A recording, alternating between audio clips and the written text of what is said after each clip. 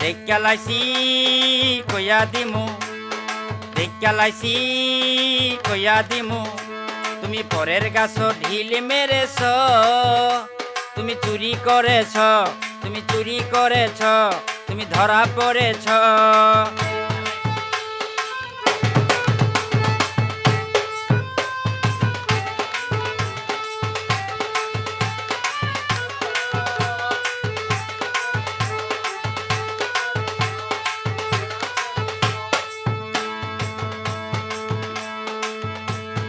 নিজের গাছে ফল থাকিতে কেন অন্যের ফলে লোভ করেছ?